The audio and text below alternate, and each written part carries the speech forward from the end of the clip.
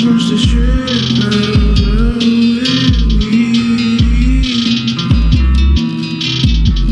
Peace and comfort and luxury. She put upon my shoulder, felt the flames come closer as she bit into my neck. Then I feel with passion, love, and tantric sex. She opens up my senses, enhance my intellect. I'm in with her. Somehow I can't forget she was a snake charmer. Almost on my soul. She was the end of karma. Bliss is all she knows. She just wants to strip out of love with me. Peace and comfort and luxury.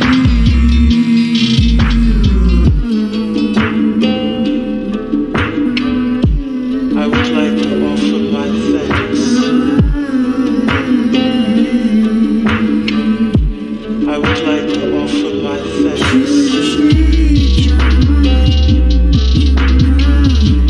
I would like to offer my thanks.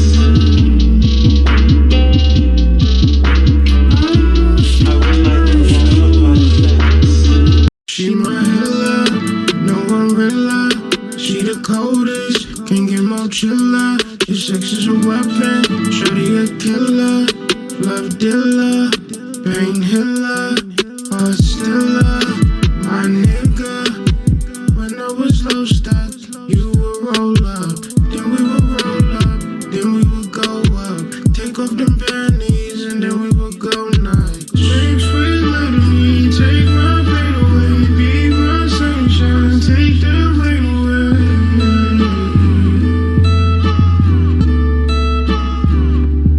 Only when you kiss me, only when you touch me, only when you love me, only when you rub me, it's only when I'm here. Heaven revealed her, hell concealed her, but I always feel her, the real her.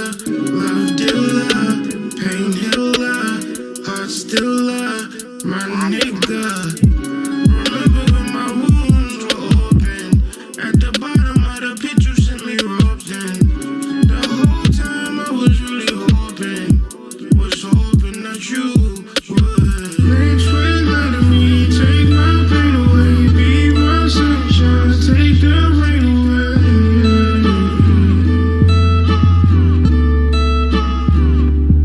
Only when you kiss me, only when you touch me, only when you love me, only when you rub me, it's only when I'm here. Only when you kiss me, only when you touch me, only when you love me, only when you rub me, it's only when I'm here.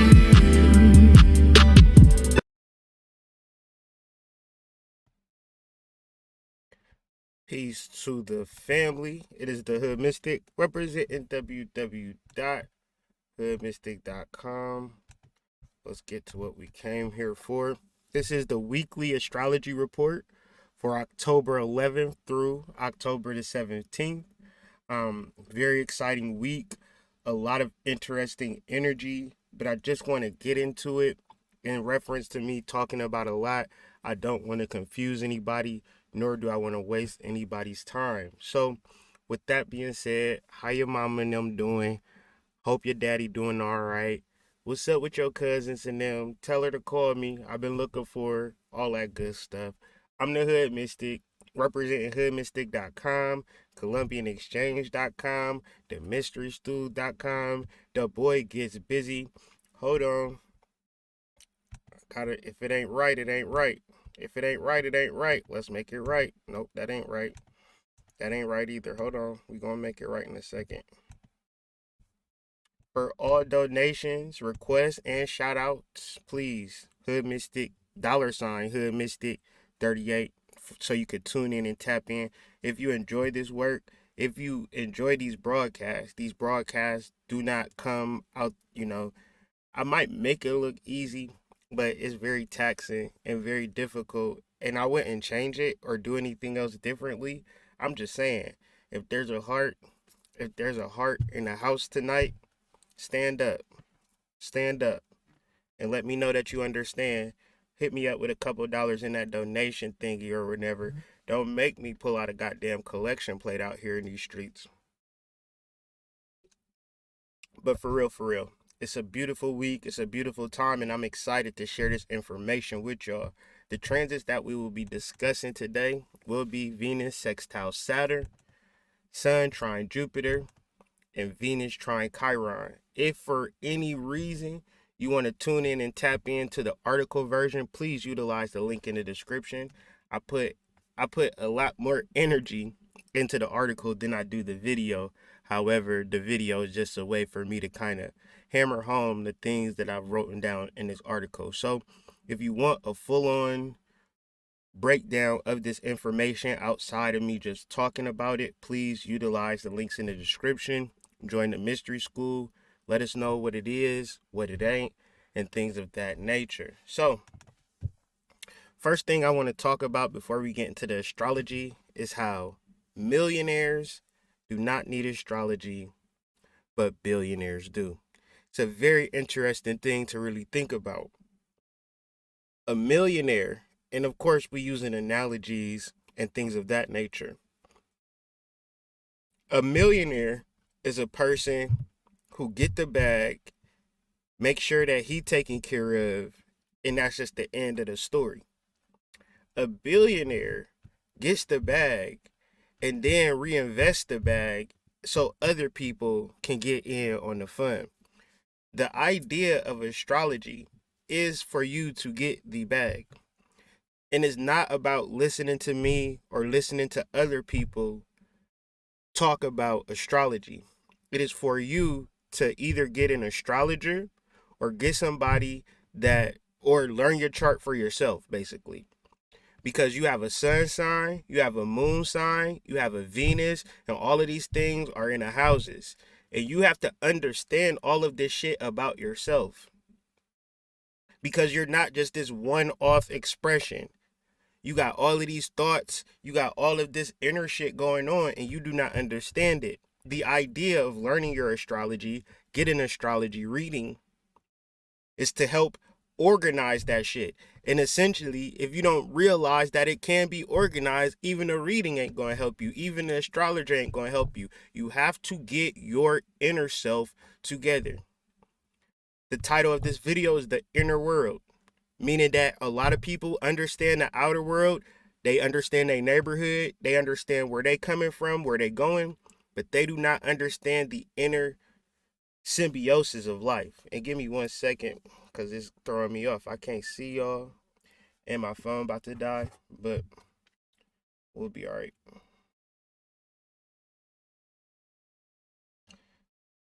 So the reason that I study astrology, the reason that I teach astrology, the reason that I'm letting people know astrology is so they can get their shit together. People will get the book, look at the book, and throw it in their shelf, right? How to read natal charts, astrology explained. And it's like, you need to understand your actions. You need to understand your emotions. You need to understand these intrinsic things, because these are the things that level you up.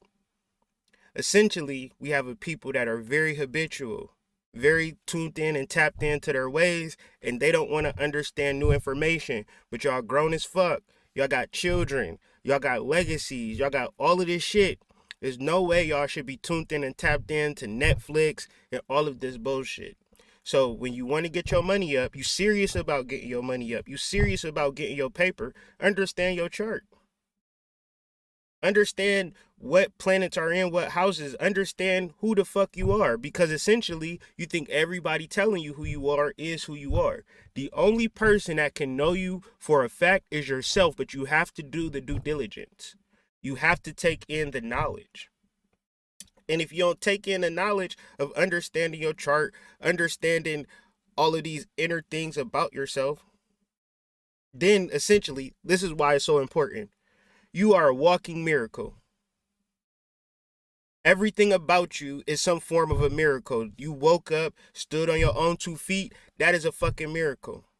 Your life is a miracle. Your conception is a miracle. Your chart is a miracle. Your beingness is a miracle. But if you do not tune in to tap into all of the shit that I just referenced is an internal, spiritual, astrological composition of one's being, then you will be tuned in and tapped into the outer world, trying to get your foot in places where you stepping into a pile of shit. So if you want to tap in and tune in to making the money that you need, understand your chart. In a deeper level, work with the moon, especially for the men. Women, we got a little, you got your own moon system within you. Men, you should be understanding when the fuck a new moon is. You should be understanding when a full moon is. You should be utilizing a waning moon to get rid of all of that bullshit that has been invading your brains and your minds. We could talk shit about women all day. And the reality is that's just a smoke screen, because motherfuckers who out here in these streets know what it is. These niggas ain't shit. Because they don't give a fuck about astrology. You talk about niggas on the streets, they are not gentle with themselves at all. They care about money and they don't even got none, right? They don't really got none for real. You take them out, he took you out on a weekend. He ain't never been the same since, right? So it's not necessarily about money either. They just detach from their soul. So to level up, man, you gotta understand your fucking chart. You gotta understand these moon phases and act fucking accordingly.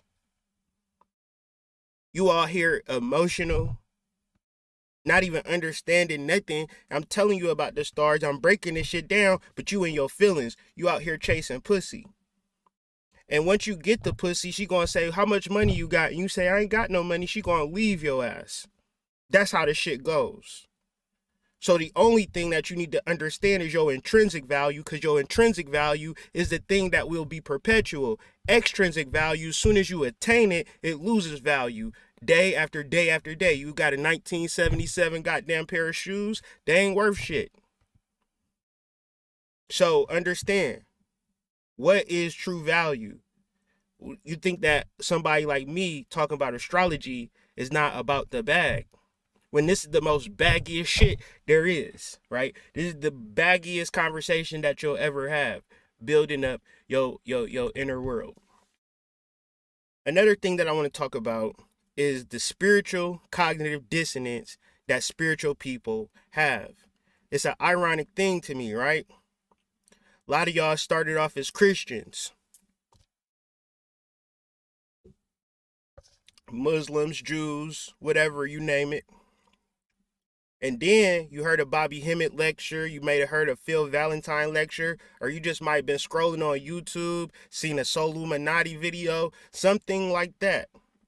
Essentially, that was new information that woke you up.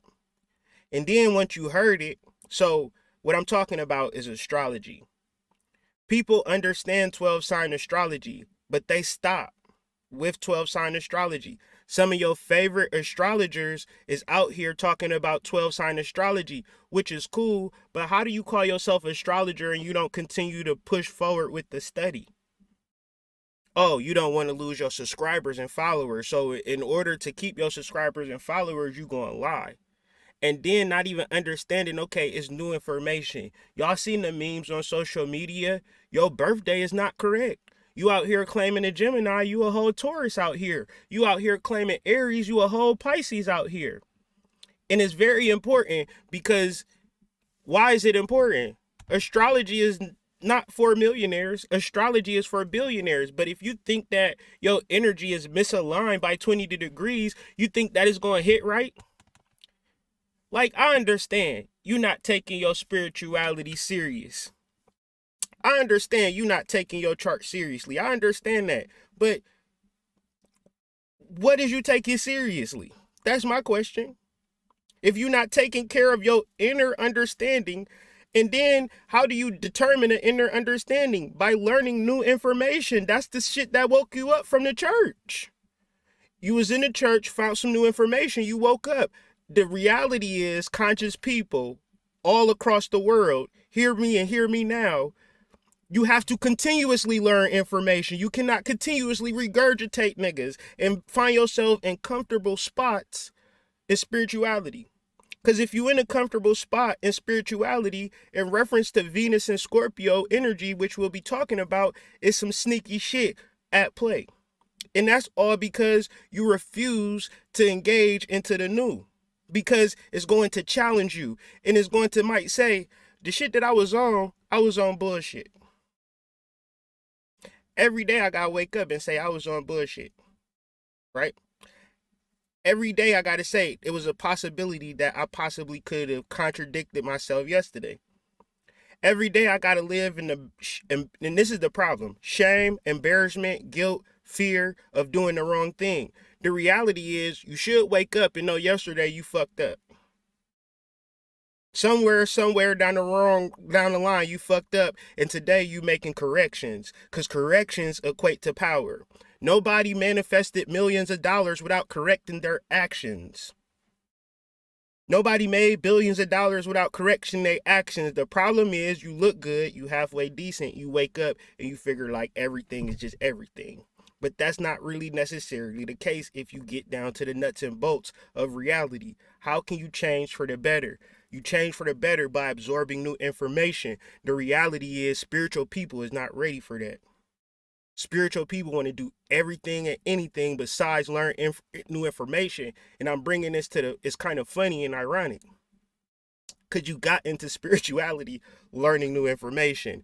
At what point did you imagine that this person, this class, this lecture, this video, this was going to be the end all be all to your spiritual journey? And if you thought that this is not a new car, it's worse than a new car. New car loses value.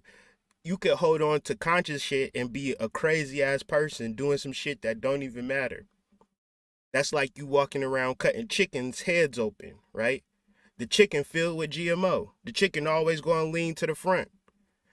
The whole point of cutting the chicken's heads off to see which way the chicken was going to lean. Was it going to lean to the left? Was it going to lean to the right? Was it going to lean backwards? Every time you cut a chicken's head off, it leaned forward. So you're not even getting no divination. That's why people don't cut chickens' heads off to get divination no more, because it's goddamn filled with GMOs. But if you don't understand new information, there's still people cutting chickens off, and every time they think it's to the north. Every time they think it's a no. Every time you cut a chicken's head off is no. No, it just got GMO on it. You need to figure out a new divination system. You might get some cowrie shells. You know what I'm saying? Do something different. Do something new. Because if you're not doing new, you are a victim of cognitive dissonance. And if I ever triggered you, it was nothing about nothing that I said. It was something within yourself that was preventing you from learning new information. And a lot of these conscious niggas, and it's not gender specific, refuse to learn new information. This is why they'll get on here and talk about astrology, and then they'll talk about sidereal, and then they'll stop talking because they didn't study sidereal. That's the only thing. They didn't study it. They didn't absorb new information. They figure me valid. They're not going to say that I'm wrong. They're not going to say, the Hood Mystic, you're wrong. But they're not also going to say, I refuse to learn new information, Hood, because I've elevated myself to being this spiritual guru. People pay me for readings. People respect me as a spiritual force out here in these streets. But that is just a small fragment of your being.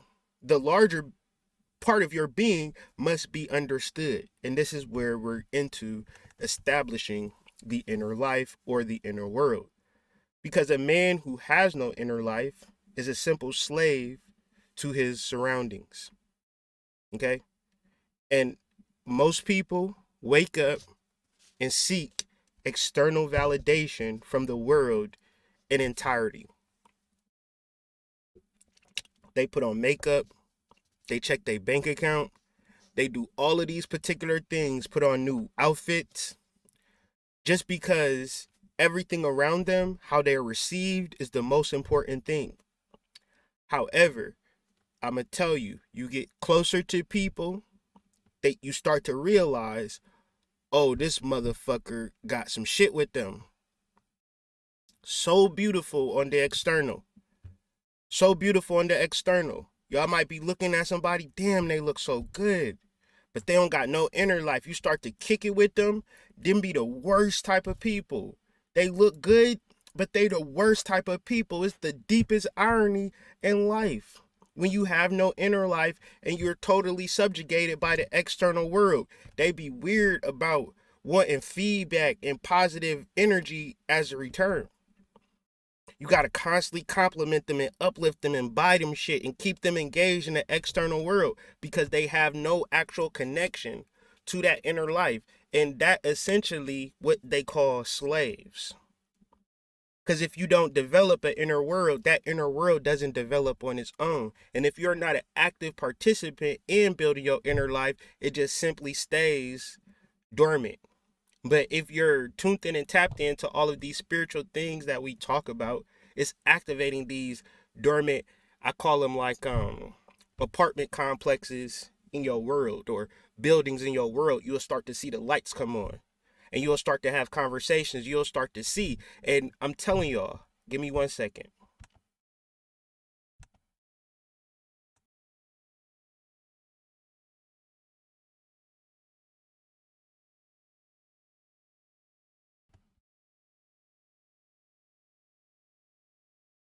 My phone died, so I'm gonna check the chat from time to time just because I don't like when y'all be like, I can't hear you, Hood. I can't hear you. And then 50 people, I can't hear you, I can't hear you, I can't hear you. I'm like, okay, let me fix it. So I'm gonna check on the chat from time to time because I don't want them vibrations. But as I was gonna say, it's a lot of ladies out here. This is not to pick on nobody. It's a lot of men, but I'm not even being specific, but I'm just saying that the inner life is never established. When it comes to the inner life, it's like the most craziest stuff. Like, I'm a psychic and sometimes I can tune in and tap into like inner dialogue. And when I tap into people's inner dialogue, it be very harmful. Like, y'all do not be sweet to yourselves. Y'all be calling yourselves ugly and y'all beautiful. Y'all be calling yourself dumb and y'all smart. Y'all be calling yourself fat and y'all skinny. Y'all be calling yourselves all types of weird shit. And you got to establish a much more beautiful, sensual, natural inner life.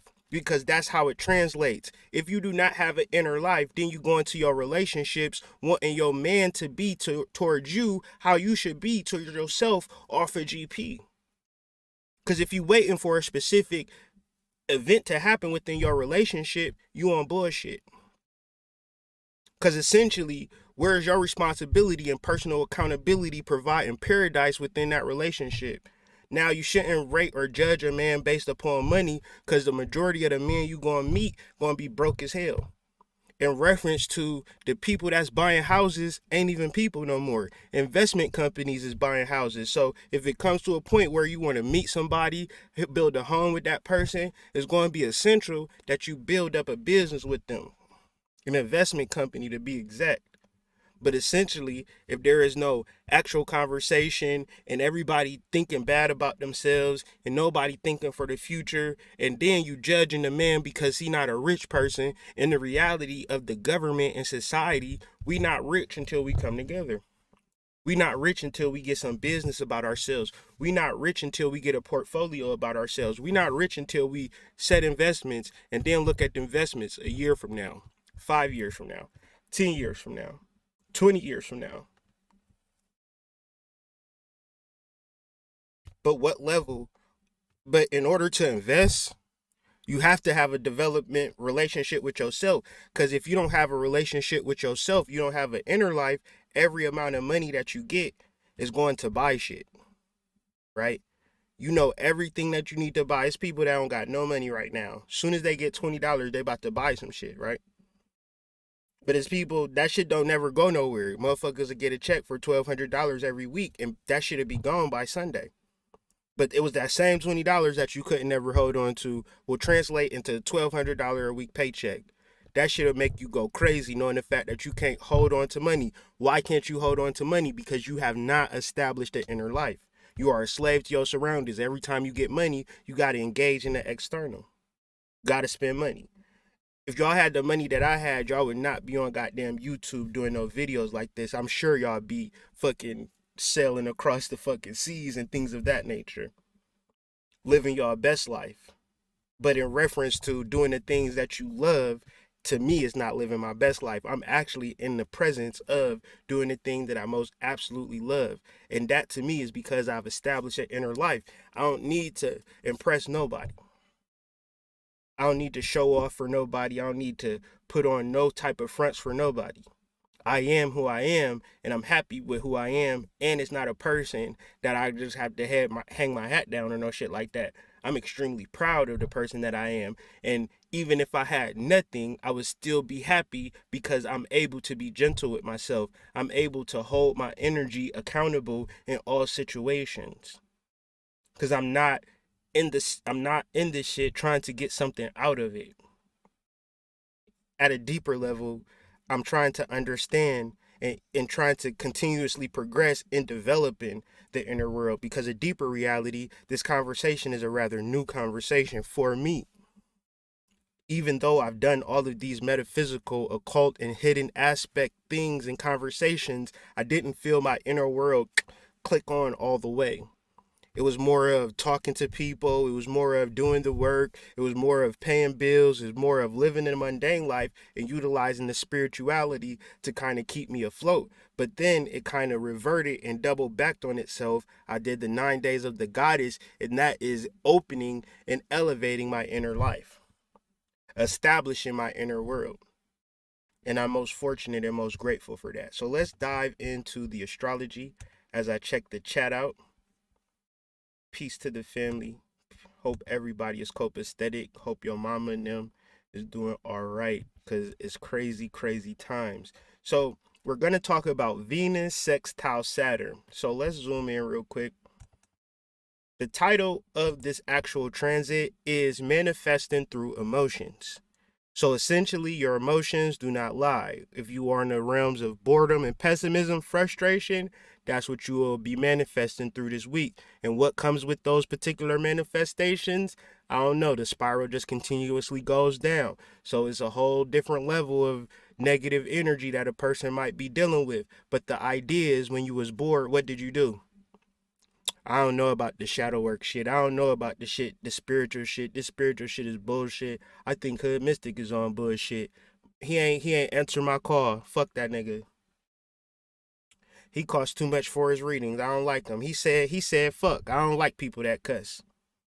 And it ain't even about me, but you utilizing who I am as an individual to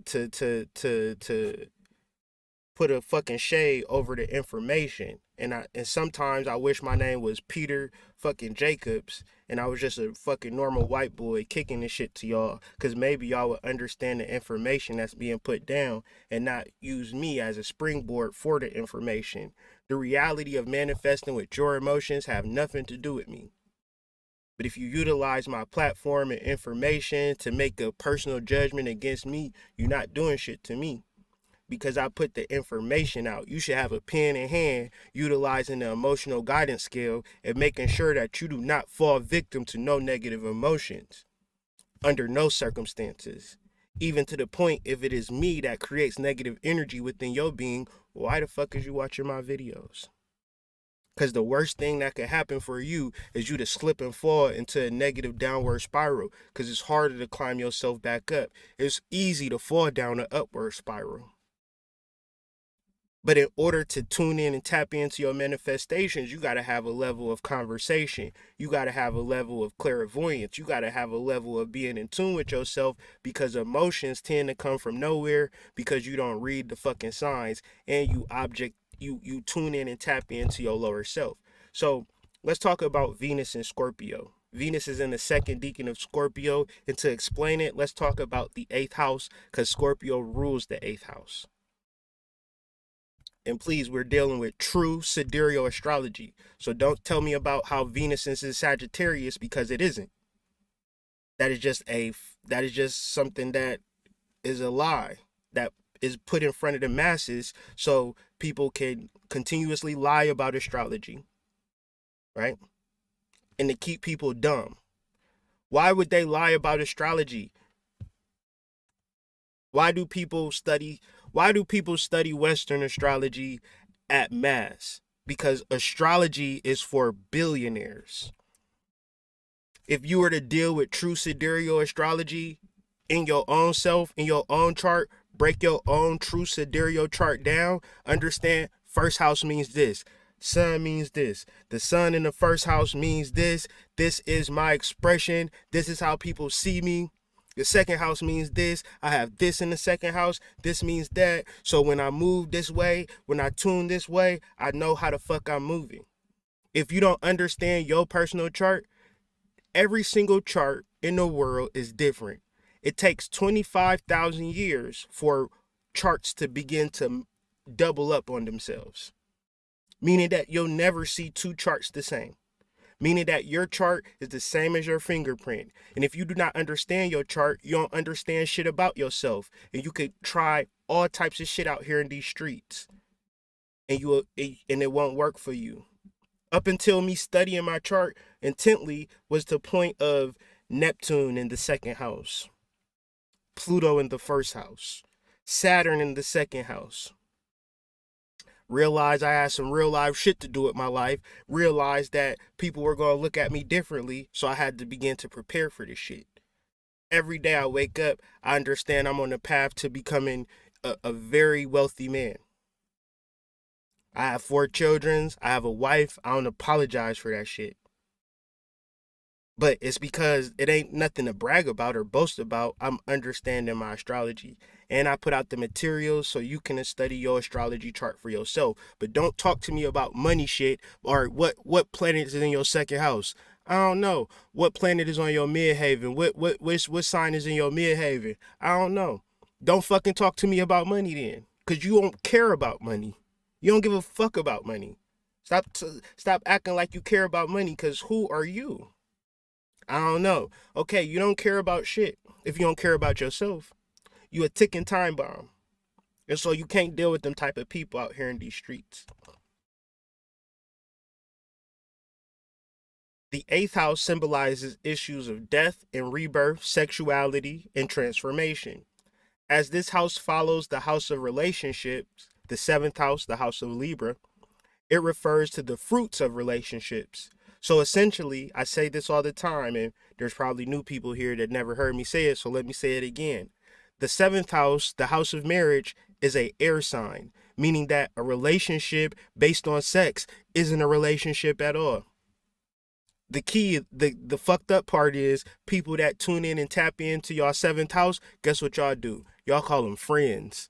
Y'all will have friends, people that talk to y'all, people that give y'all positive ashe, niggas that love y'all to death, and y'all will push them to the side and have sex with a weirdo rando. It ain't me that's doing it, it's y'all, so don't be mad at me for calling it out. It refers to the fruits of the relationship, and these include the power to change based on the understanding. Hold on, that's too powerful. That's too powerful.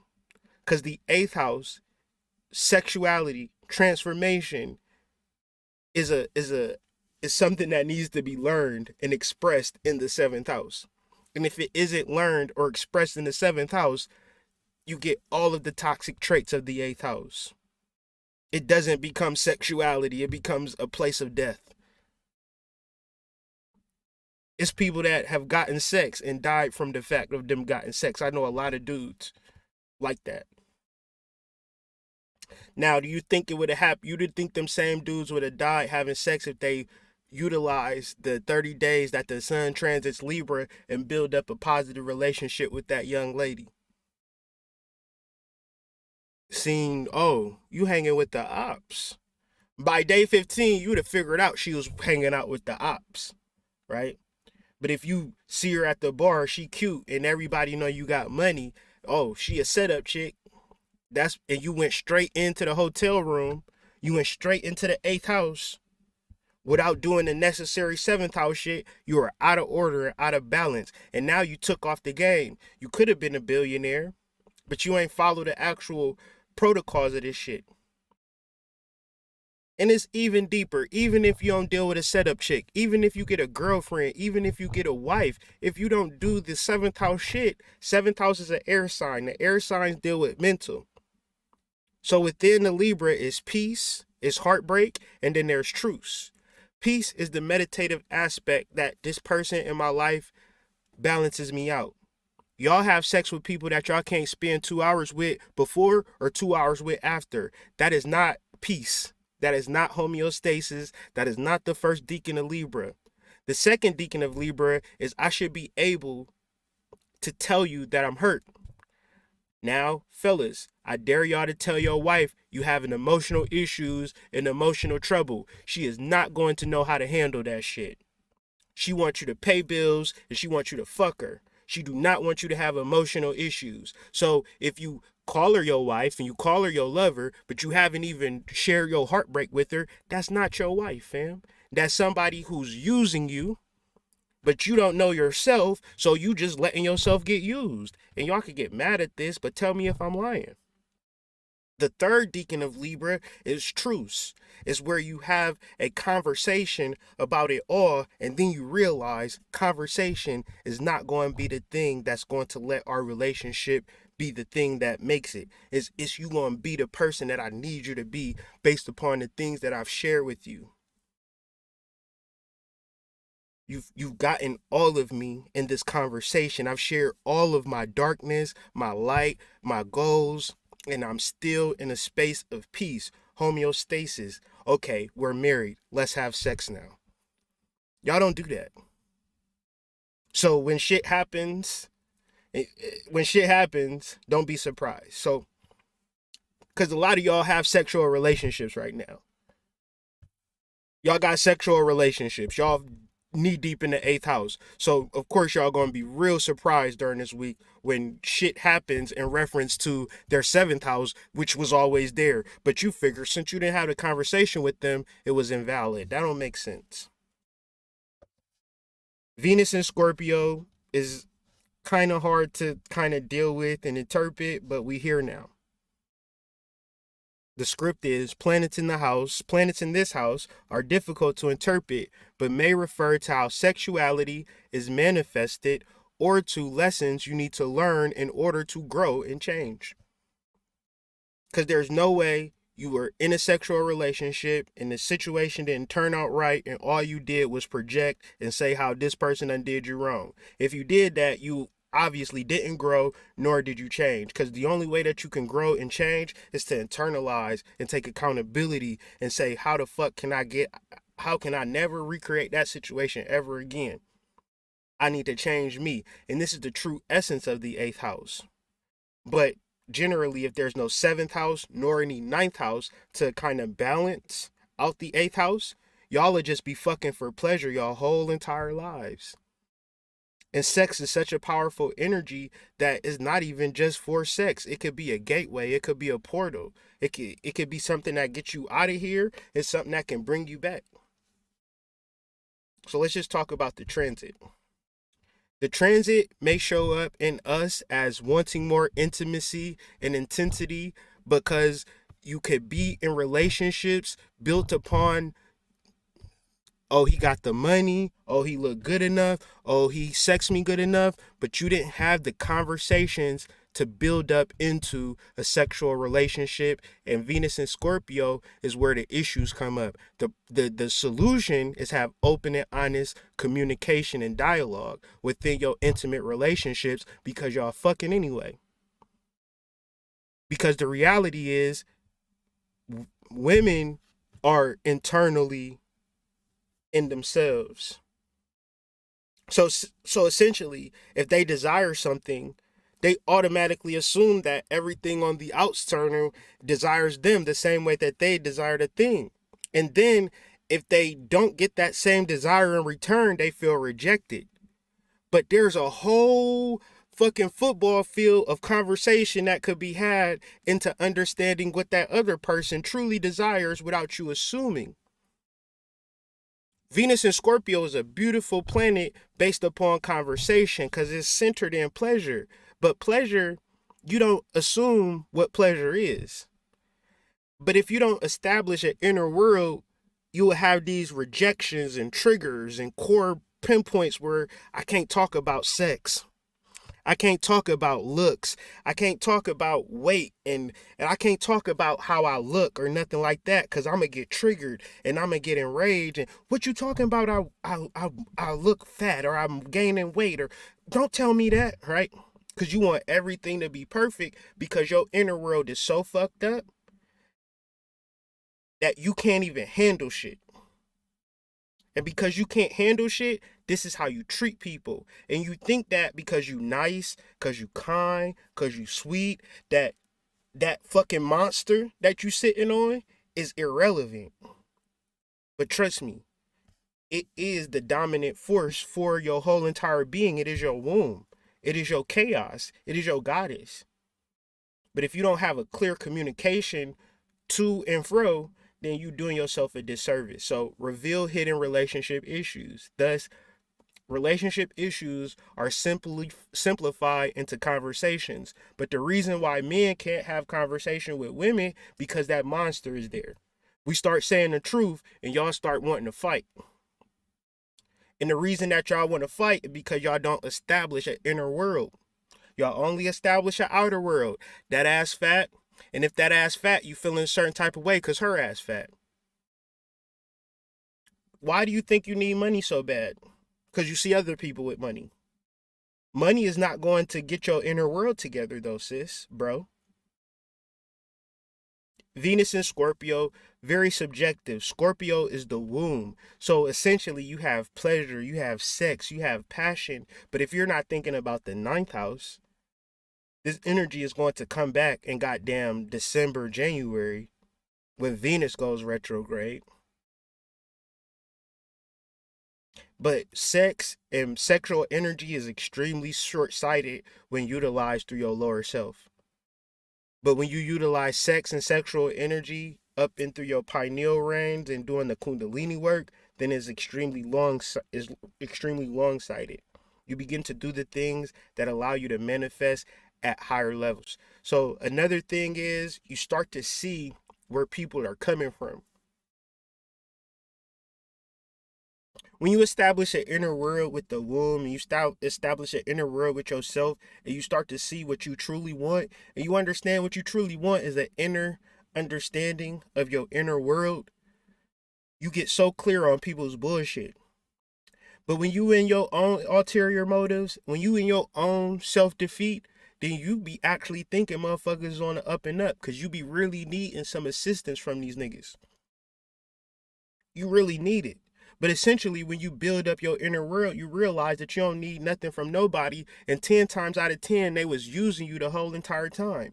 But since you was so defeated and you didn't establish your inner world, you made yourself an actual target for people's parasitic energy.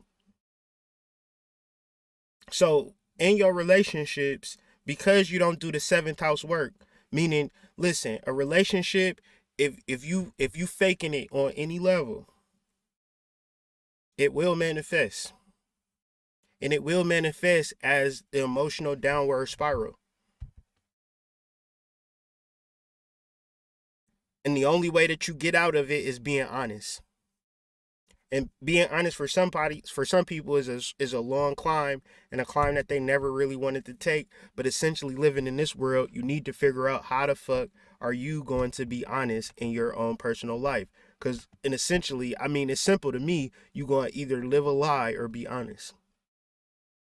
But you need to understand these things. So, Venus is going to be sextile Saturn. A sextile is all about effort, but assurity. The way that I describe a sextile is I want some chips. All I need to do is go outside to the car, start my car, drive to the store, give me some hot Cheetos and a 50-cent juice, get it, and I have it. A trine would be, I got the chips already at home. They already on my lap. All I got to do is open it. I don't got to actually do nothing to get the chips. The sextile and the trine are relative. Only difference is a sextile requires more effort, but they ultimately get the same result. So Venus in Scorpio is your subjective needs and desires. Saturn in Capricorn is your ultimate. So Scorpio is your 8th house. Capricorn is your 10th house. This is about your career. This is about your life path. So Venus in Scorpio at a more magical sense, at a more esoteric sense, becomes a gateway or a portal to your success. Now, this might seem like it's two separate things, but it's really the same thing. And the only way you know is if you're in a faithful, open, and honest relationship where you're communicating with somebody that you can trust. Now you are in the realms of having a sexual relationship with somebody that you ultimately love. But this is a good thing to have when you're utilizing your career. Now, the problem is my men and my women with people that they're fucking or having sex with, they're tuned in and tapped into the relationship. We start talking about your career and the business that you need to take care of. That comes second, third, fourth, fifth, sixth, seventh, eighth, ninth, 10th. You all head over heels about some dusty, crusty ass dude or dusty, crusty ass girl. You ain't did nothing. What happened to that IT class you was taking? Huh? What happened to that nursing class you was taking? What nursing class? The cosmetology? No, it was the What happened to it? I got into a relationship with who? His name is Fred. Okay, Fred. Did you work through the deacons with him? Did you have the conversations? Did you share your deepest and darkest truths with him? No, you just fucked him because he was cute? Don't talk to me about Saturn and Capricorn then. Your gateway is more in the lower mundane realms and things, and then you gonna try to get both. That's the problem in society. We want to fuck randoms and we want to reach our highest heights. Tell me how that makes sense. Can you control the energy that a person is going through? Especially if they want to be with you at a hormonal level and you in another state. And you got to get back to another state to connect it with them and kicking with them and all of these particular things. It's all types of wild shit out here. Venus conjunct the nodes in the south is a very spiritual time. And it's very fortunate if you are either single. The best people during this time are single people. The second best people are people that are in open, honest, communicated relationships. The people that got it bad is people who are in relationships and that shit is some fuckery. Or you're not in a relationship, but you sexually active. The reason why that's a problem is because your body imagines that you are married. Your subconscious mind views these people as wives or husbands, or it's a form of survival. It's a fucking, I mean, our music and our entertainment and our society does not promote it, but our body still promotes it. And the reason that I'm saying this is because you can balance Venus and Scorpio out very easily, where it's not a real big deal. And then you could just transfer this energy into Saturn and Capricorn. And once you transfer it into Saturn and Capricorn, now you working on some real shit.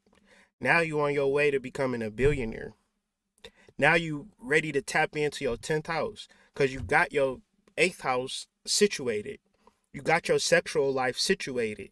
And I'm saying this out of context, or I'm just saying this as conjecture, because I've never met a person that have walked the steps of astrology and moved into a relationship. Whenever I see people who meet somebody that is of equal yoke, they always talk about how that's their friend. Because they separate mental from sexual, when essentially mental is the connection, not sexual. Because when you have a mental connection, you can have conversations about sex that will bring about true peace. Because it's different when you're doing things on the under and you're not conversating about them or conversing about them versus having true conversations about them. Two things happen. Either you don't do this shit because you sound crazy as fuck, or that person say, oh, you interested in that? I'm interested in it too. We should do it together. I'll be your support system. Now you in your Bay ass swinger clubs.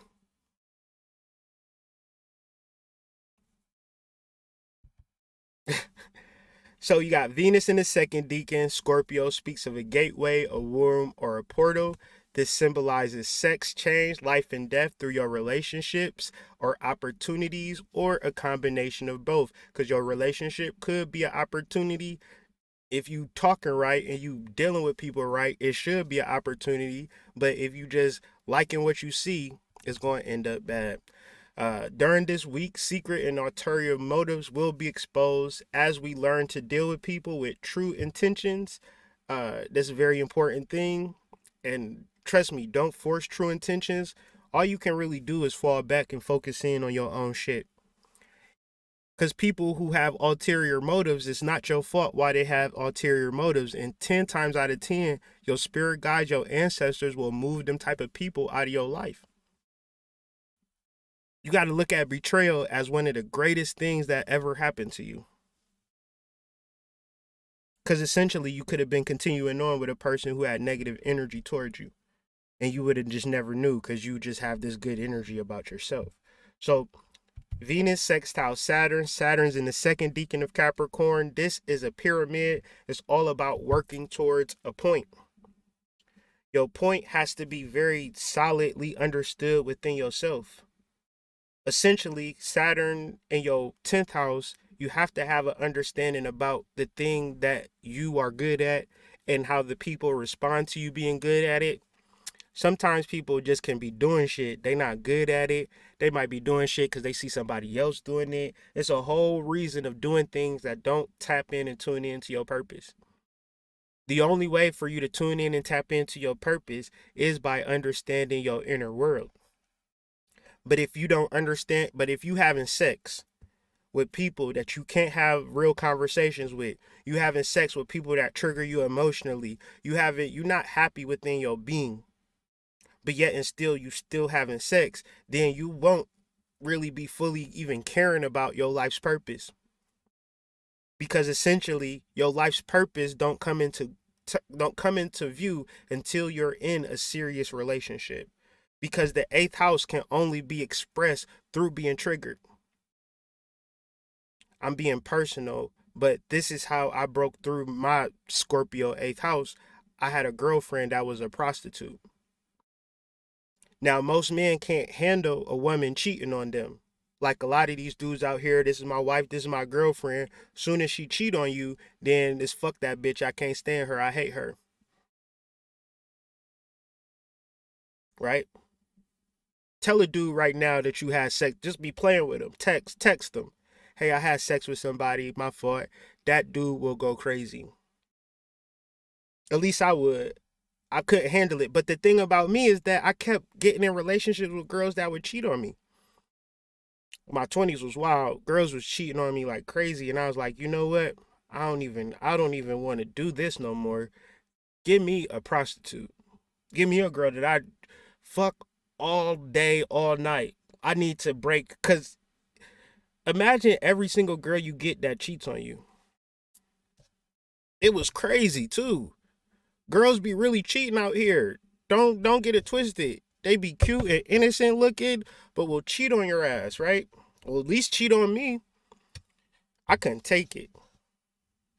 So not my last, but the relationship that I had before I met this girl who was a escort, I was like looking for one to be my girlfriend. Cause I just needed that. I needed to like shake that off. Whatever that feeling and energy was, I didn't like that feeling of rage or of misunderstanding of, I don't know, I felt like in my mind in my 20s, I felt like women was going to cheat on me anyways. So it might as well deal with somebody that was real about it. And that was the best relationship because it was honest. I'm about to go hit a call. I know she was about to go fuck somebody. She's about to do all types of crazy shit. She was still going to come home and cook dinner, be a regular person. I know that y'all look at me like I'm weird. And this is probably another way that y'all look at me weird. But shit, I had to work through this shit. I didn't know no other way to work through it. You got to understand every relationship that I'm taking seriously in your 20s, women judging you for shit like you just don't know. You out of your sorts, out of your mind. And I guess you deserve to be cheated on. I don't know. But essentially you get cheated on in your 20s if you're a guy. That's just the facts. How you handle it is different for each one. How I chose to handle it was dive deep into the underworld and get a relationship with a person, be with a person who was not moralistically sound from the jump. Because I was so sick of people being moralistic, but not having a true understanding about their inner world, telling me what I need to hear. But when it came down to the emotional triggers, when it came down to the come down, when they go to the club and see a rapper and see the dudes in the rapper's crew, it wasn't like I was their boyfriend no more. It was, oh, I'm about to fuck this dude tonight, and I'll worry about my boyfriend later. So I say all of that to say, how am I going to be able to focus on my purpose if my emotions is being shattered every fucking Friday? You trying to call a girl, hey, you trying to hang out tonight? Yeah. And then they spin you. You trying to establish a relationship and you can't really establish a relationship. And life is like a puzzle piece. You need your relationship, you need your career, you need your foundation, you need your spirituality, and they all need to fold into each other. They all need to lock in. So what I didn't realize is that if my relationships wasn't locked in, none of the shit that I was talking about was ever even going to manifest. So a lot of times when I see people and they're really trying to work towards something, it's like you're overcompensating for not dealing with these other areas in your life that you are not actually tuned in and tapped into. So when we talk about the 10th house, when we talk about Saturn and Capricorn, you got to have all of your Saturn is the 10th house, meaning that there is 9 other houses that you should be figuring and factoring in before you tap in and tune into your career. The irony or the hard part about life is that y'all been told that y'all can fuck anybody, do whatever the fuck, and still go to college and get a degree and be a career orientated person. But doing this work for all of these years, everybody feels at a certain point that they've made a mistake. By the time they get 50 and 60, they're like, where the fuck did my life go? Hey Siri, play Watching My Life Go Down. And then they want to know about the spiritual. Then they want to know about all of these particular things. And then it's like, okay, you got to start over from the beginning. And because you work 50 or 60 years going the wrong direction is almost too much to deal with. So I say this to the people who are young, in your 30s, 20s, trying to get your shit together. Don't forego the relationship piece for money and career and things of that nature, because it won't come into focus like you think it is. Okay, so one must clearly know what they're building. So like I said, the second decan of Saturn is a pyramid. To build a pyramid, you got to know exactly what kind of pyramid you bring building, right? Even better, if you wanted to go to Atlanta, you'll know for a fact, I'm going to Atlanta on the 15th. I'm going on this flight. I'm taking this plane, and we're going to go to this airport. You never be like, I'm not really sure where I'm taking this airplane to. I got to think about it. I think I'm a journal on it, and then I'll figure it out. Let me meditate on it for a couple of days, and then let me figure out how you know what plane ticket to catch, but you don't know what career you want to take. It just be really backwards to me, meaning that when you talk about your 10th house, when you talk about your career, you need to wake, it's a seed within you. It's a blueprint within you. You know for a fact what you are building. You know that you could wake up every day and be focused in on your life mission and your life goal. But if you don't have that foundation of the 7th house or the 8th house, and you're not the exception, like maybe you are the exception to the rule because you absorb. All right, let's deal with this. So since you don't deal with your inner life, since you are highly triggered and highly emotional, and since you look halfway decent, you don't really deal with the sixth house, the seventh house, and the eighth house, the house of beauty, the house of the goddess, the house of marriage, the house of relationships, and the house of sex. Because society doesn't make you deal with this shit. However, when it comes to clarity, when it comes to knowing, that's a personal energy that you have to fight with. And essentially, if you do not know what you are making, you're not going to make anything. Because if you go to the airport teller and say, I don't really know where I'm going, just give me a ticket, she's not going to give you a ticket because there is no place that she can give you. She say, you got $10,000, you can go anywhere in the world, just tell me where you want to go, sir. I'm not sure. It's a difficult thing to think about. Can I just get on the plane and then figure it out once I'm on the plane? No, we got to know where you want to go, sir. So essentially, if you're not tuned in and tapped into your purpose, that's only going to create stagnancy and laziness because you're not clear. And you're not clear because your relationships are not clear. And your relationships are not clear because you can't have the conversations, open and honest conversations, because open and honest conversations trigger you, get you mad, you start crying, wanting to fight, all of these particular things because you have not ever dealt with shit. You wanted the magic, you wanted the blue pill, you wanted the purple pill, you wanted the weed, you wanted all of these things that were going to just have you in this magnificent, magical state of being. Which is a true point, but the reality is you build up that magic from the inside. So Venus in the second decan deals with the womb. It deals with reception energy, but it's also harmony. And harmony requires no effort or strain. Sex requires no effort or strain. So what tends to happen when you don't have conversation towards sexual relationships, what you like, what you don't like, what the man likes, what the man doesn't like, you build up a cachet, you build up an understanding. So when he comes home, you're in the red negligee like he likes, the candles are burning, and he worked out, he paid the bills like you wanted him to pay. He's been, he's doing, everything is hitting. So when y'all make love in your eighth house, while Venus sextiles Saturn, you can start to do things such as like sex magic. You could start to do things like meditating and sex, just absorbing each other's energy and giving each other energy because y'all have had these conversations that broke down these barriers. Now, these things do not have to happen in order for people to have sex. You could just fall into some sex, but essentially, that's not harmonious. Everything within astrology has a light side and a dark side. Everything can be favorable or unfavorable based upon your understanding of what energies came before it and what this energy is doing after it. We do our seventh house work. We do our eighth house work because that brings about our ninth house work where we travel the world so we can see.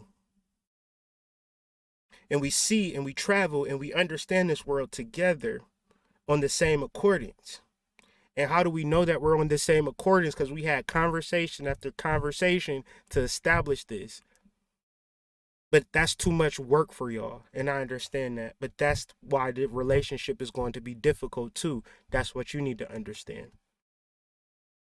So the idea of Saturn, the idea of Capricorn, the idea of the 10th house is that you don't know what you want. You have to go within and sort these things out to figure out the exact destination. Because essentially we think we know, but life teaches us, we grow, we change, and we make alterations, and we continuously progress in this idea. But as Saturn moves out of retrograde, it moves direct, and it's going to move past up out of Capricorn into Aquarius. Who are you? And what can you bring to the table? And this is going to be the question that people are going to ask you at your job, in your relationships, and in your everyday life. And if you don't do the shadow work, if you do not build up the inner world, and you say, well, ain't I the person that look halfway decent with the good sex? People say, yeah, but we're really doing shadow work here. We're really needing people that's going to actually share and build with the collective. How about you go over there, sit your ass down, and pay attention, right? And you don't want to be in that situation. You want to start to do the shadow work now, okay? Since there is too much of you that is unknown, the ways that you seek unknown energy within yourself is the way to go. Will you establish an inner world, or will you just go with the flow? And essentially, once you establish an inner world, what are the energy and actions and resources that come with establishing this inner world? It's a lot of different changes that comes about the inner world, meaning that addictions, eating habits, working out, exercise, studying more, putting the phone down, taking your time seriously. You do this when you establish a connection with your inner self, when you get real with yourself. Then you start reaching out to people. That's another part of establishing an inner self. When you don't establish your inner world, it's weird. You don't deal with yourself, but you don't deal with people. You have things, you have devices, food, sex, weed, pornography, television shows, movies, right? And that's everybody. That's everybody. So to not be like everybody, tune in and tap into yourself.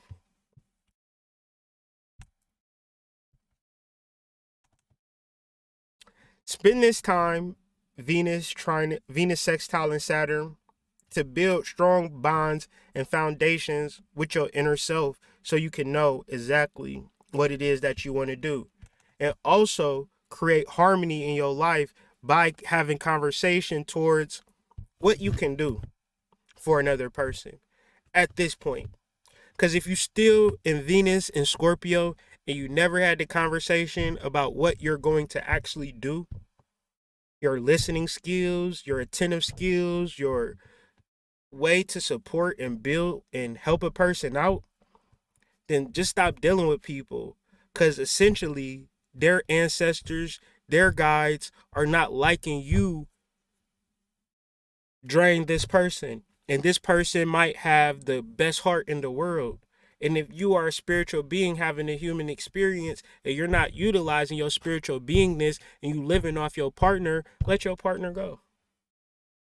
This is all going to be a good thing because it's very important that you build a foundation with your inner world. Karma is real. Saturn rules karma. And the problem with your inner world is when you take advantage of people, your karma doesn't always come back like your car getting a flat tire. Your karma sometimes is your depression. Your karma is sometimes your confusion. Your karma sometimes is your negative energy because you've not given that person positive energy. You've only taken from that person. You didn't have a conversation and say, hey, what do you want outside of my personal feelings towards what you want? If you could be triggered, if a man can come into your house and tell you the truth and you be triggered, you're not even ready for that relationship. A person should be able to give you their brutal, raw honesty and you sit down and take notes. But if a person gives you brutal and raw honesty and you feel like they're attacking you, it has nothing to do with them. It has everything to do with you never establishing an inner world. Okay. Sun, Trine, Jupiter. Let me check the chat.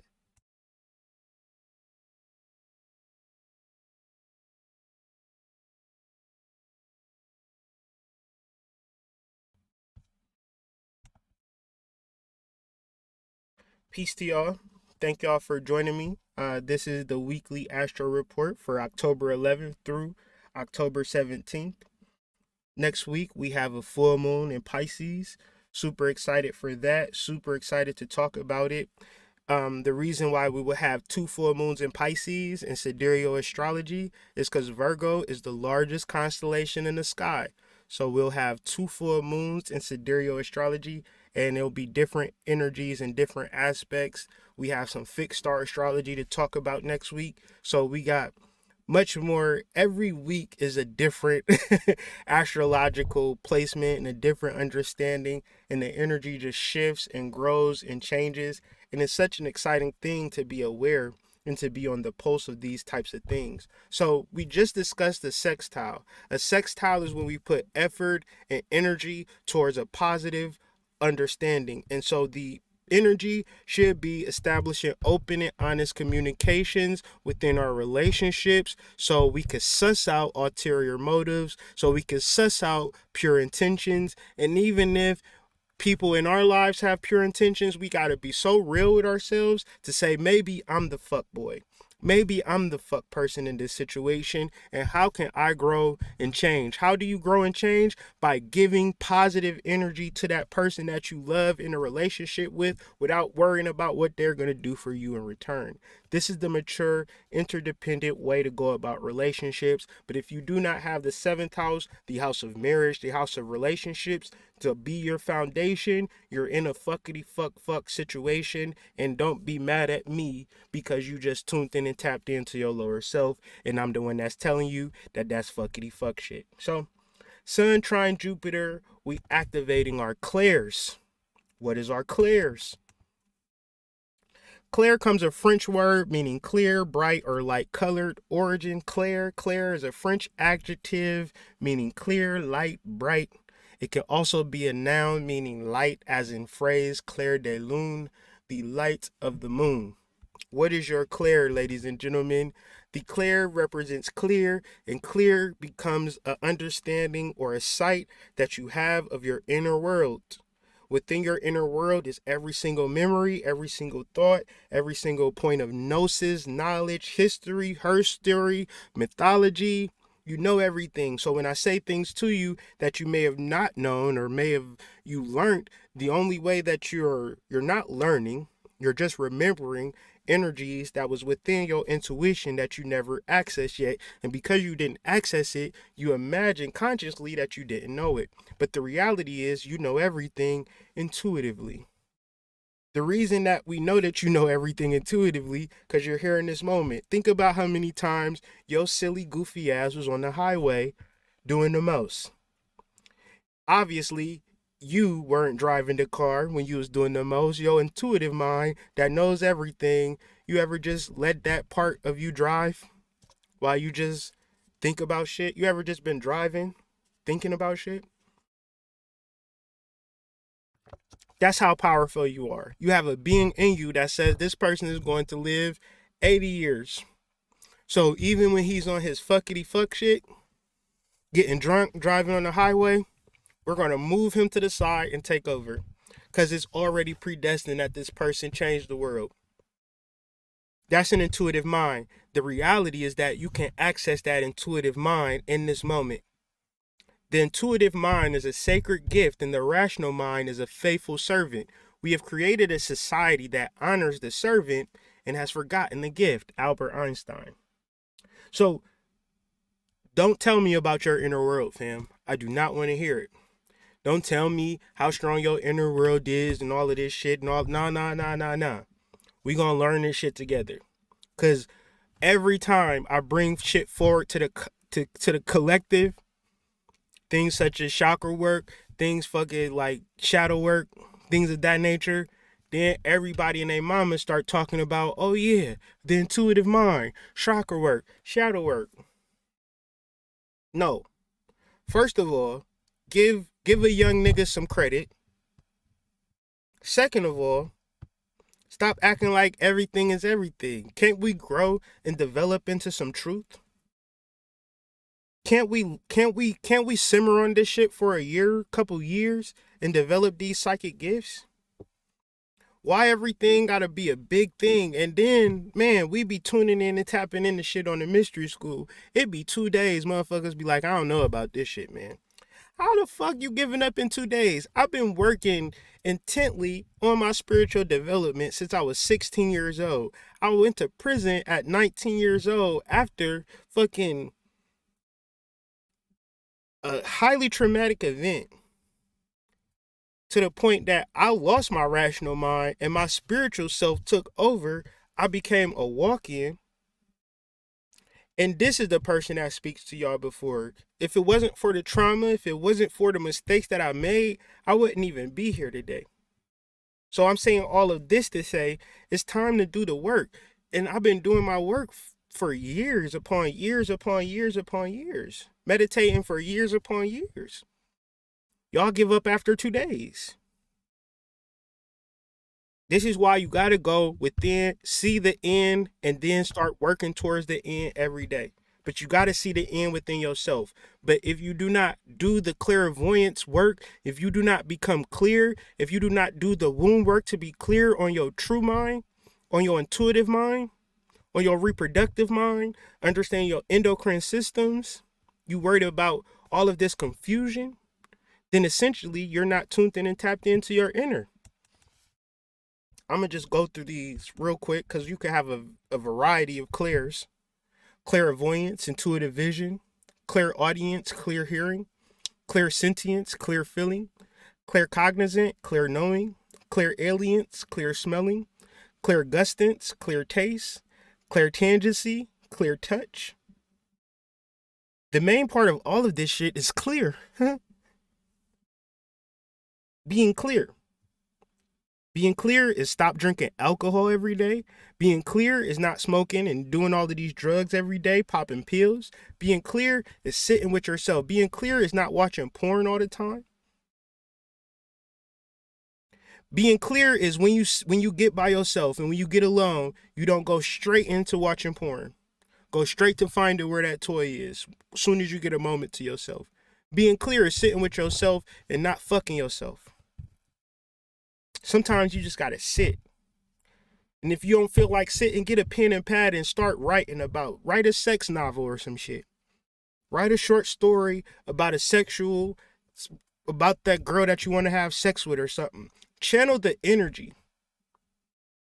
Because essentially, it is a lot of things trying to talk to y'all, but as soon as y'all get time for yourself, y'all going straight to the porn. Going straight to the Netflix. Straight to the music. You don't even think about it. You just putting the earplugs in your ear, not even thinking about, hey, my mind might want to have a conversation with me. So this is going to be very intuitive time going into this weekend. Sun trines Jupiter. Instead of us putting effort into it, the claircognizance, the clairaudience, and the clear is going to be available. But it's going to be a transitory cuspal energy. The sun will be at the cusp of Virgo and Libra, while the moon and Jupiter will be at the cusp of Capricorn and Aquarius. So Jupiter and Capricorn at this Sabian symbol speak specifically to clairaudience. While the sun in the third decan conjunct Mars speaks specifically to personal wealth, health, and your personal will.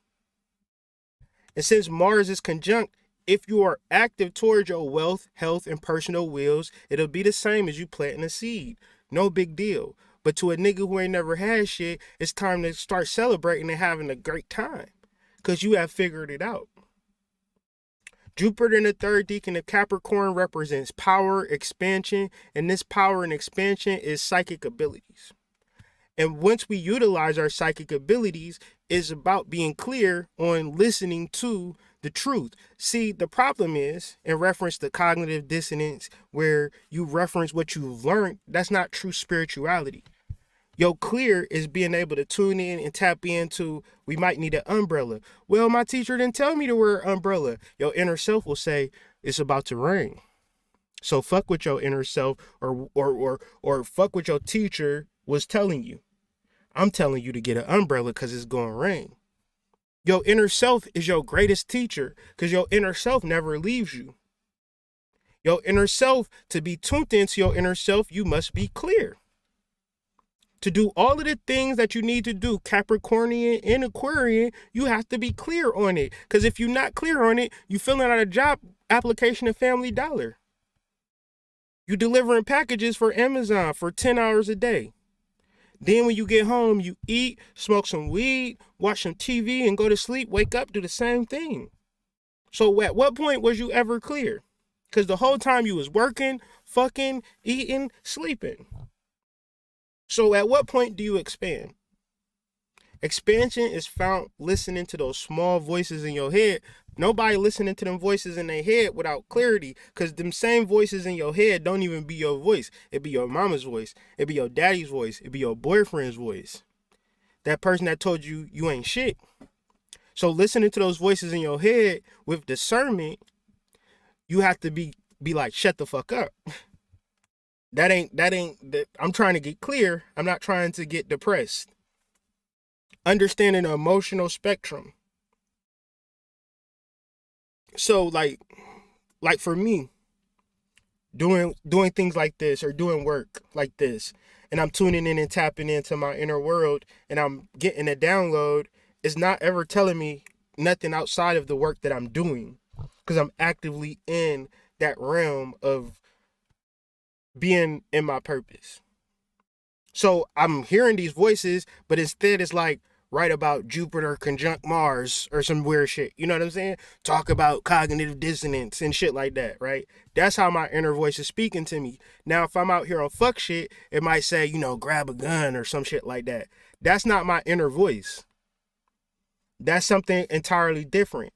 But you have to be clear with yourself enough to at least put yourself in a position to be in your purpose. And then that's when your inner voice starts to speak to you. Because it's going to give you things to do in, like, okay, put a design here. Okay, accentuate this side of it. That's your inner voice too.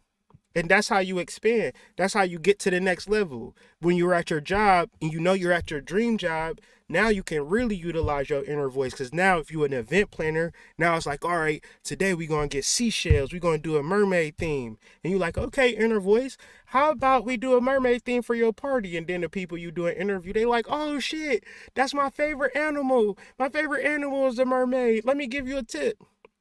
See how your inner voice working for you when you in your purpose? It's different. If you LeBron James, your inner voice is like, now cut to the left, catch it off the block, and then go in for a layup. Gang win to LeBron James, they win the game. His inner voice told him to cut to the left.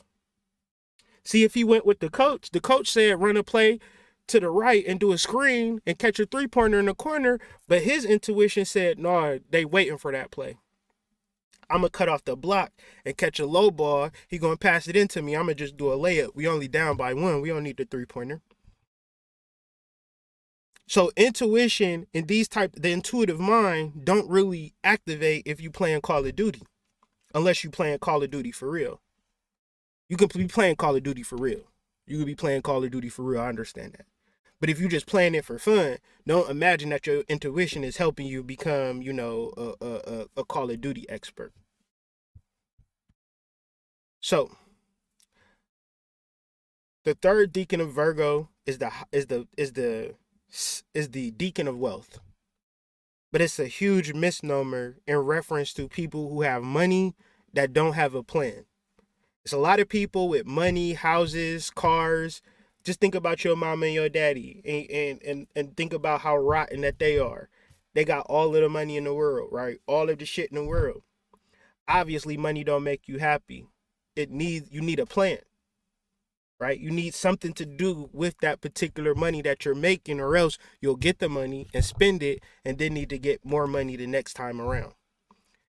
This actual sextile, where soon the sun will be trine in Jupiter, is going to create or heighten this overall gist of Jupiter being in Capricorn, cusp of Aquarius, where it's like, okay, I know my purpose and I'm ready to give it back to the people.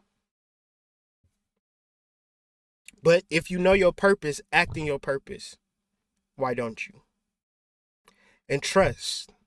So part of it is like, this is what it's like.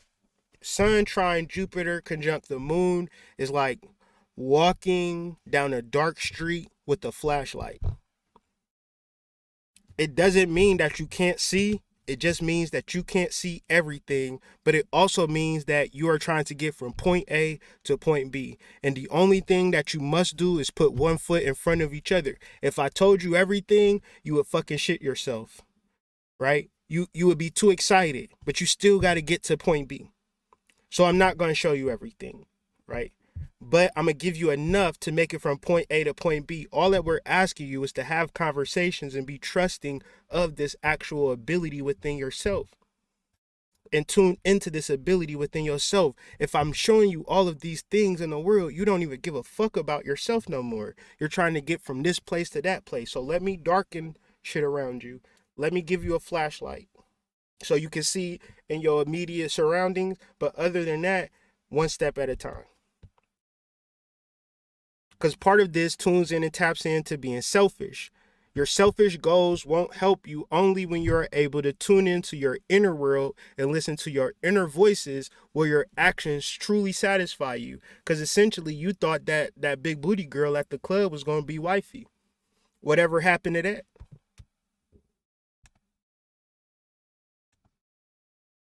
Whatever happened to that? And then also, money is not the end all be all. The sun in the third decan deals with wealth, but wealth is utilized as a function for helping other people out, helping your family out. That's why people get wealthy. So the moon in Cancer, people get, like, if you are a natal moon in Cancer, moon in Gemini type of person, you make a lot of money, and people from the outside in think that all of that money is for you. But a moon in Cancer person might make a lot of money to support their family, might be supporting multiple families and things of that nature, because to whom much is given, much is required. But if you are a selfish entity and energy, you will get a lot of money, maybe, but you will be pissed off and rotten and negative because you do not know how to channel positive energy.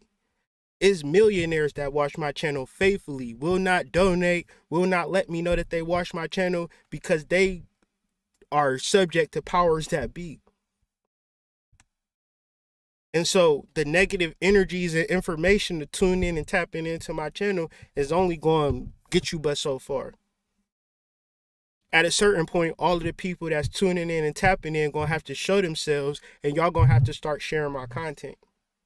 Y'all going to have to get other people tuned in and tapped into it. Y'all going to have to grow this shit. Because I'm going to still be me. I'm going to still put in the work. But essentially, it's like I'm not talking to everybody. The people who know who I'm talking to know who I'm talking to.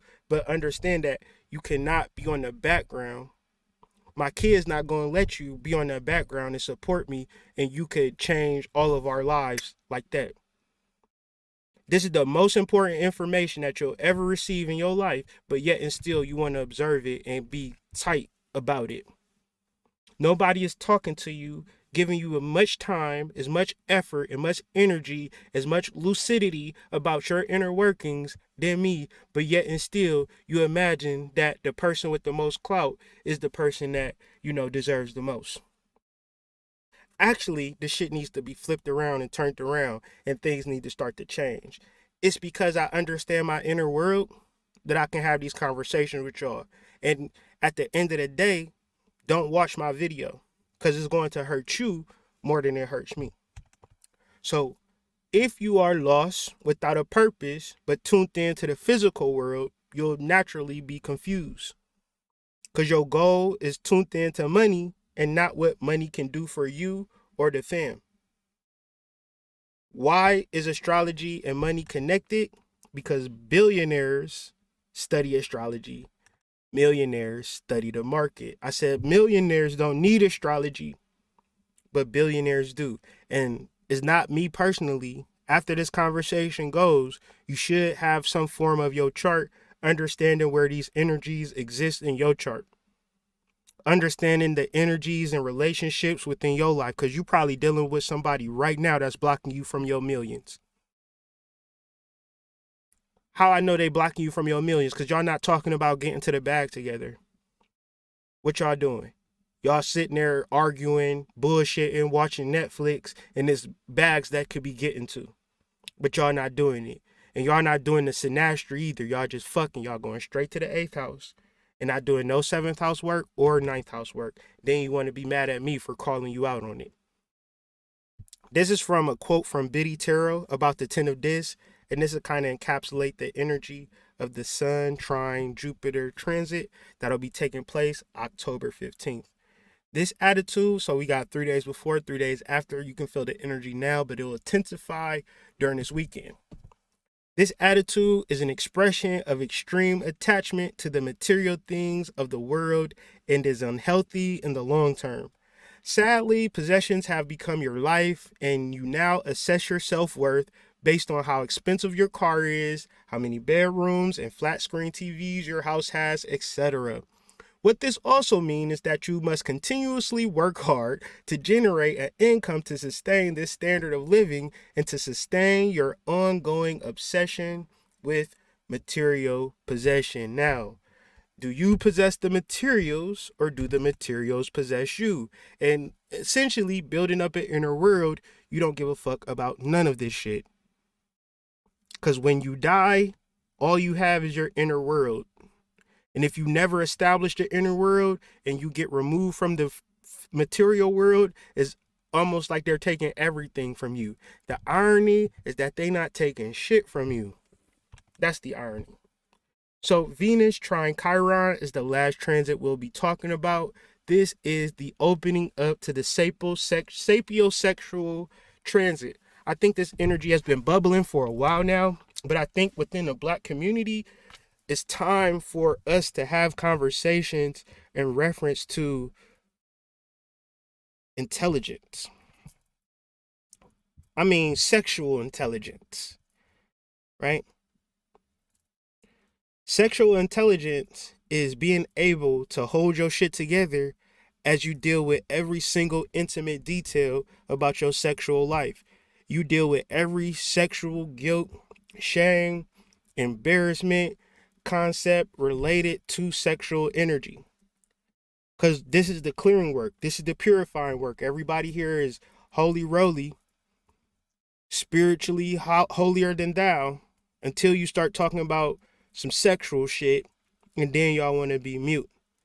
Either sex don't exist out here in these spiritual streets, or I'm just tripping. Maybe I'm just tripping. But in reference to your personal relationships, do not. I feel like right now, once this live is over, call all those friends that you got in your phone and figure out if they want to have sex with you or not. If they want to have sex with you, delete them out your phone. Because they want to have sex with you, but they not bold enough and man enough to tell you what the fuck is on their mind. And you don't need that type of energy in your life. Even if, because why don't you need that energy in your life? Because if he told you he want to have sex with you, you wouldn't want to deal with him anyway. I'm telling you that he want to have sex with you. What you going to do about it? Oh, you want to keep stringing him along. Got you. Why didn't you just say that from the beginning? So, Chiron will be in the second decan of Pisces. That decan is specifically towards spiritual profession, being a spiritual professional. And being a spiritual professional is literally doing your shadow work, having a relationship with yourself, and essentially you wake up every day and rehearse your life. You prepare for your life. You understand that how you live your life as a millionaire, as a broke boy, as a whatever you acting or whatever you being, that's what you are. And it's a very important thing. I don't feel like I've completely been embraced in exactly who I am, but yet and still that could never, I mean, it could possibly, but it shouldn't stop me. Hopefully it doesn't stop me. Hopefully I continue and push through all of me not getting what I feel I deserve type energy. But still hold space, not letting nothing go to my head, not letting anything be nothing. But I worked on this goddamn video and article all weekend. I put close to 20 hours into this and doing research, dealing with channels. Then I'll show y'all. I write my notes long form. Like I write all my notes long form. And then I take all of my notes and I plug them into a mind map. And then I take the mind map and then I create the article. And then I come back to the mind map and then I format the mind map for a video. That's not no easy shit to do. But I feel like if I do this, somebody will pay attention to it and say, okay, he knows what he's doing. Let's pay him a lot of money. Essentially, I don't know. Maybe I'm in some form of an illusion or whatever, but I'm acting as if somebody is going to pay me a lot of money. So if I half-ass on the information, if I half-ass on the article, if I half-ass on the vehicle, that's what you will leave with going. And I'm not going for half-ass on nothing, because I don't want you to pay me half-ass. And I'm not talking about you specifically. I'm talking about whoever got the bag and looking for some content that's going to take them to the next level, and they need a personality that's going to boost their platform, but you understand that you're going to have to pay that personality. I want to be that personality that you pay. But this is my Chiron and my second deacon of Pisces. Chiron is the wounded healer. So I got a lot of wounds in this shit. I made a lot of mistakes. I've not been the best person. I've not taken this shit as seriously as I'm taking it today. There's a lot of things that, it's a lot of wounds. But if I'm going to be honest about who I am and what I need to do, I need to put effort and energy to the thing that I absolutely love. And if y'all don't like it, and if y'all don't fuck with it, then let me know. But if y'all do, hold the space as we elevate and grow, because I still need a break out here in these streets.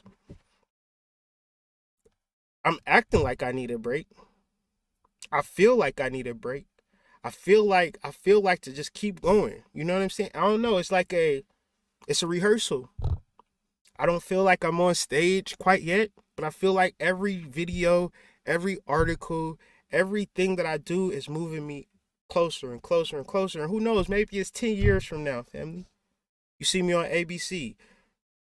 This is the evening edition with Hood Mystic, right? Maybe, right? But I'm going to work towards that. Y'all know my goals. I'm trying to make it to the radio. I'm trying to make it to TV. And I don't care if it take me 20 years. But I'm not going to say I want to be that and not show up every week for y'all on this astrology report. Or I'm not going to give y'all half-ass information in reference to mumbo jumbo, skim, flim, flam.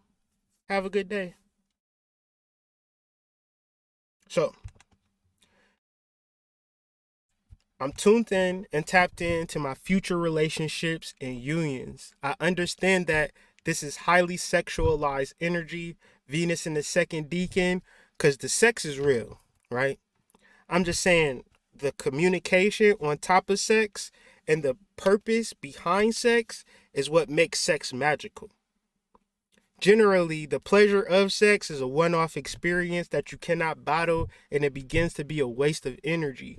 But conversation will help you be sure about the person you are sharing yourself with. But if you don't develop the esteem and strength of your inner world, you'll be too triggered to have conversations, but your lower self will say, I still need to fuck, still need to have sex. So if you're not going to talk, I'm going to do me. So, are you ready to enhance? Are you ready to grow? Are you ready to expand? These things are all in unison. Our relationships, our career, and our overall understanding of who we are as a spiritual being having a human experience is encapsulated in Chiron in the second house of Pisces. Because no matter how many people that's on this live right now, it could be, let's see, it's 56 people in this live. Y'all all are spiritual healers. Because 56 people in a world of 8.5 billion ain't even an actual point. I know that everybody that taps in and tunes in to me is a spiritual healer. People say, well, Hood, why don't you have a lot of videos? I mean, a lot of people watching your videos like that. I say, I only speak to the healers. I only speak to the people who can have a major impact. That's all I'm trying to speak to. Now, because I see it in you and I can pour into you, I've been pouring into people for years. But it's gotten to a point that I'm realizing that me pouring into you is not going to be the same as if you pour into yourself. So the goddess that came up as I was doing this actual reading was Letitia's ass. Hey, Letitia. Everybody say hey to Letitia. Letitia said, y'all can be talking about goddesses, but y'all can talk about me, hood. Ever since I've been doing the 9 days of the goddesses be like, hey, hood. Hey, hood. I see you doing the 9 days of the goddess. I hope you ain't forgot about me. Well, Letitia is an honorable mention. She is the goddess of happiness, being lucky, successful, prosperity, luxury. She is the Roman gaiety, the Roman goddess of gaiety. I said, what is gaiety? Because, every time I'm doing this work, I be getting words. I don't even know what these words be. Gaiety means happiness. And I feel that Letitia is an energy and an entity for those who have not been happy to utilize happiness as a gateway to get up off your ass and begin to do work. Because it's hard to get up off your ass and do work if you've been depressed. So if you've been listening to this video from the beginning to the end, you've been taking notes and you've been changing your energetic frequency from depressed, sad to happy, tuned in and tapped into your inner world, thank Letitia for this.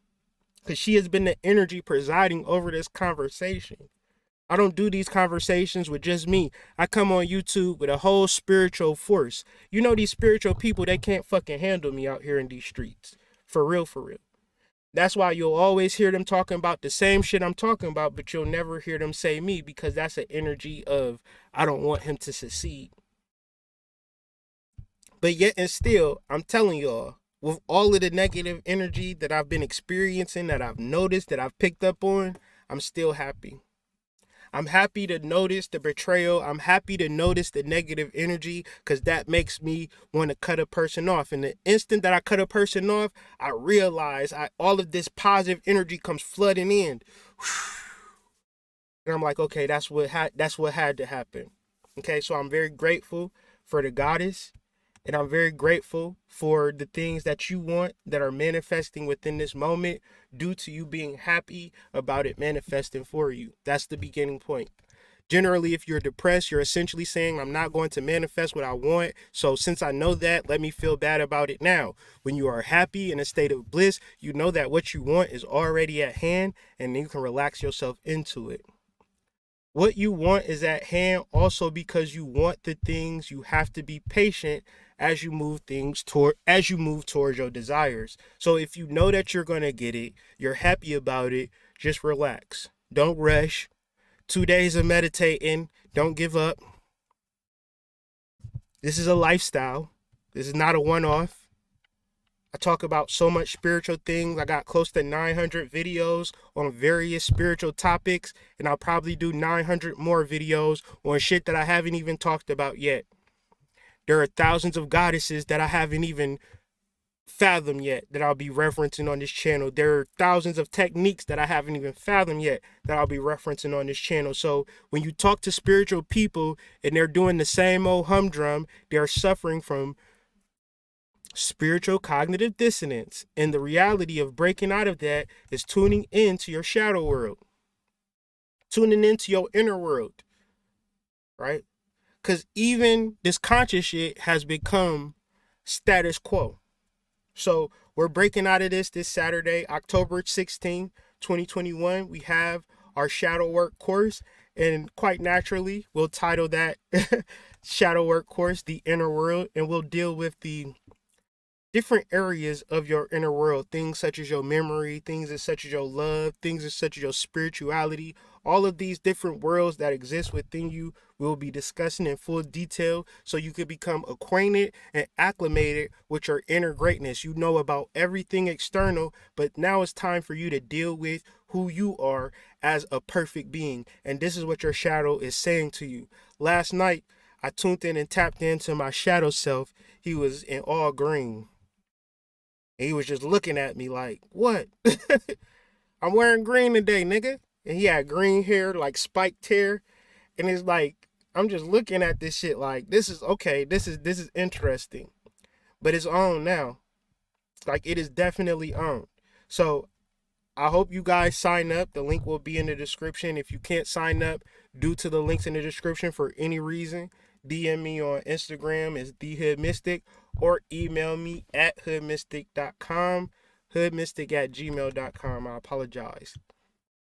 My wife has a journal out. It is called the Womb Journal. Is a guided psycho tracker. She's been working so hard on this book. I'm super proud of her. So I gotta share that with the ladies on here. If you want to get in tune to your cycles, if you want to understand the power of your womb, your manifestations, if you want to manifest a child, manifest a new relationship, all of these particular things is due to your inner power. This workbook and like go to Columbian Exchange, read about it. If you want any additional information about the book, DM my wife. That's mama_mystic911 on IG. Get information, have conversations, understand that when we talk about the inner world, for the men it's one thing, but for the women, it is the womb. So in this book is more than just a journal. It's actually the seven, I'm very proud of this, the seven hermetic laws, okay? And that is her being the key word to these hermetic laws. And one of these first laws is the womb is all and all is womb. One of those things that she says on there is so below as above, not as above so below, but no, from the womb controls your mind. My wife is a genius. I'm just so proud of her and the things that she thinks about, because if it wasn't for her, there would be no me. And that's just the fact. Another thing, she matches it because essentially men, we follow the moon cycles, but women don't have to follow the moon cycles because they are the moon cycle, okay? So if you need to understand your personal cycle and you want to track it and map it and journal as you go through your cycle over periods of time, you want to tap in and tune into womb. Now, it is on pre-sale right now. It'll be sent out on November 1st. So we'll start it off 111. I'm super excited. ColumbianExchange.com. Peace to everybody that tuned in and tapped into this podcast. Hope you got something from it. Hope you took some notes. Hope you got, tuned in and tapped into your personal inner life. Even if you don't sign up for the shadow work course, even if you don't buy the book, hopefully you took some notes, right? That's the most important part to this content, because I do be wanting to sell shit because I got 4 young kids. But at the end of the day, I hope that you grasp information from this and information that you can apply in your daily life. That's the most important part to me. Once again, I don't know. I get that question. Honestly, it's my wife's book. So that'll be a perfect question to reach out to her. That's mama_mystic911 on Instagram. Ask her, what if you are past your cycle? Would the book still be useful for you? I'm sure she could be able to answer that for you. But with that being said, man, hopefully y'all have a great week. Be looking forward. I got a podcast tomorrow, which She Calls Me Savvy. I'll put the link on my community page. Tune into that conversation. We're going to be talking about sacred energy exchanges, and trust me, you do not want to miss this conversation because we're going to give it up and get it out. So, and it's going to be a call-in show. So if you want to talk about some of the things that we talked about in reference to Venus and Scorpio and its 8th house energy and how it plays out in your life, please be sure to tune in and tap into that podcast that takes place tomorrow, the 12th, 6 p.m. Eastern Standard Time. If you want to get any details outside of me, go to She Calls Me Savvy on IG. Y'all know Savvy on IG, Savvy on YouTube. She got a podcast, and we about to go in on sacred energy exchanges tomorrow. So sign up for the shadow work course in the link in my description. Tune into my link tree. On my description, you'll see the link tree. Click that, and it'll be the first thing. So you'll be able to sign up. thank you guys. Y'all have a wonderful day, week, whenever this video finds you. And be sure to reach out to me if you need anything. If there's any specific videos or books you want us to cover on this channel, you need a further explanation for, comment me, email me, reach out to me. I talk back and things of that nature. But other than that, y'all have a great one.